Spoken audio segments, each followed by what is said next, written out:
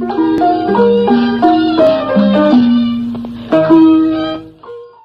င်္ဂလာပါရှင်အပတ်စဉ်ဗုဒ္ဓဟူးညသတင်းတင်ဆက်မှုစီစဉ်ကနေပြန်လည်ကြိုဆိုလိုက်ပါတယ်ရှင်ယနေ့ညတင်ဆက်ပေးတော့မယ့်သတင်းတွေကတော့တိုက်ပွဲသတင်းရှမ်းပြည်နယ်မြောက်ပိုင်းမုံကိုဒေသမှာနေထိုင်တဲ့စစ်ရှောင်ပြည်သူများစာဝတ်နေရေးခက်ခဲနေတဲ့တဲ့နဲ့တခြားစိတ်ဝင်စားစရာသတင်းတွေကိုတင်ဆက်ပေးတော့မှာဖြစ်ပါတယ်ရှင်ကျွန်မအန်ခုမ်ဂျာစင်ပါရှင်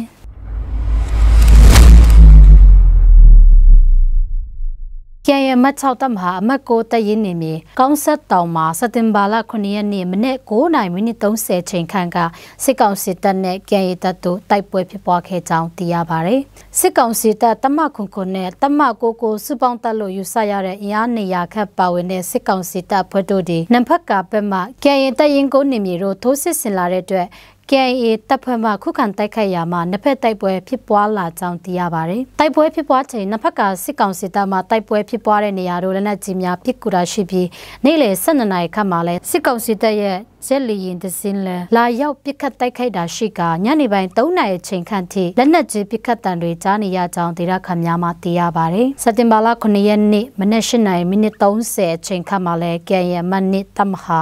အမတ်14တရင်ဝါရစုချောင်းသားနီးမှာစစ်ကောင်စီစစ်ကြောင်းကို KIA တပ်တို့မိုင်းဆွဲတိုက်ခိုက်ခဲ့တယ်လို့သိရပါတယ်။အဆိုပါစစ်ကောင်စီစစ်ကြောင်းမှာမရန်ကချောင်းကနေတက်လာတဲ့တမ88စစ်ကောင်စီအဖွဲ့ဖြစ်ပြီးKIA တပ်ရင်14နေမြေတို့လှုပ်ရှားလာတဲ့အတွက် KIA တပ်ဖွဲ့မှ4ကြိမ်တိုင်မိုင်းဆွဲတိုက်ခိုက်ခဲ့တာဖြစ်ကြောင်း၎င်းတိုက်ခိုက်မှုကြောင့်စစ်ကောင်စီတပ်မှ10ဦးထက်မနည်းထိခိုက်မှုများရှိခဲ့တယ်လို့လည်းသိရှိရပါတယ်ရှင်။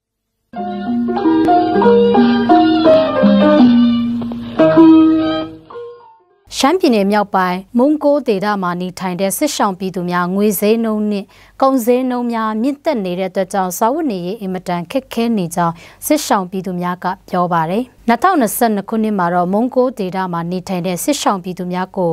ထောက်ပံ့နေတဲ့အဖွဲ့အစည်းကလည်းအရင်နှစ်တွေကလို့ထောက်ပံ့မှုတွေမရှိတော့တဲ့အတွက်ကြောင့်3လမှတစ်ကြိမ်ထောက်ပံ့ပေးတဲ့အစားအသောက်တွေကလည်းမိသားစုများတဲ့အိမ်တွေမှာတော့မလုံလောက်မှုတွေများစွာရှိနေပါတယ်။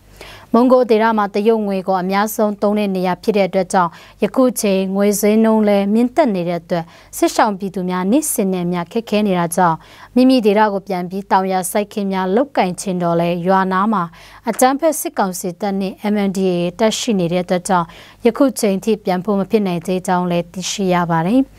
အခုချိန်မုံကိုဒေသရှိစစ်ရှောင်ပြည်သူများကလွန်ခဲ့တဲ့2021ခုနှစ်အောက်တိုဘာကနေစပြီးအကြမ်းဖက်စစ်ကောင်စီတပ်နဲ့ MNDAA တပ်တို့တိုက်ပွဲအပြင်းထန်ဖြစ်ပွားတဲ့အတွက်ကြောင့်ဖောင်းဆိုင်ဒေသရွာပေါင်း15ရွာမှာ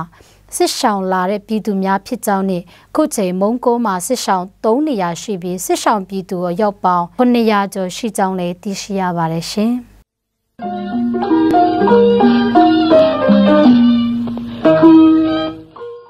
မလီမိုင်ဝါလောင်ဥမခါခုမှာတောင်ယာတွေကိုကြက်ဖြစ်စီးတာတနေ့ချက်တနေ့ပိုမိုများပြားလာတဲ့အတွက်ရွာသားများစိုးရိမ်နေကြရကြောင်းဒေသခံများကပြောပါတယ်။ကြက်တွေကစပားတွေကိုဖြစ်စီးယုံတာမကရာခင်းမှာစိုက်ထားတဲ့တီးပင်စားပင်တွေကိုလည်းဖြစ်စီးလိုက်တဲ့အတွက်စပားပင်တစ်ပင်မှအကောင့်တိုင်းမရှိတဲ့အတွက်ကြောင့်ရာခင်းအများစုကိုတော့ရိတ်သိမ်းလို့မရတဲ့အခြေအနေဖြစ်နေတယ်လို့လည်းသိရှိရပါတယ်ရှင်။မလီမိုင်ဝါလောင်ဘုံမွန်ရွာဒေသခံများကပြောပါတယ်။၎င်းဒေသမှာအသက်မွေးဝမ်းကြောင်းအတွက်အဓိကတောင်ယာကိုအားထားလုပ်ကင်တာဖြစ်ပြီးအခုလိုကြွတွေပေါများလာတဲ့အတွက်ရွာသားများအတွက်စာဝတ်နေရေးခက်ခဲနေပြီးအငတ်ဘေးစိုက်မှာကိုစိုးရိမ်နေကြရကြောင်းလည်းသိရပါတယ်။မလီမိုင်ဝါလောင်ဥမခခုမှာလွန်ခဲ့တဲ့2021ခုနှစ်မှာလဲပုံရမ်ရွာဘန်ရွာလရန်ရွာလော့ကျေးရွာတွေမှာကြွပေါ်လာပြီးရာခင်းများကိုဖျက်ဆီးတာတွေရှိပေမဲ့လည်းဒီနှစ်တော့တော်တော်ဆိုးဆိုးရွားရွားဖြစ်လာတဲ့အတွက်ကြောင့်တောင်ယာစိုက်ပျိုးတဲ့ရွာပေါင်း100ကျော်က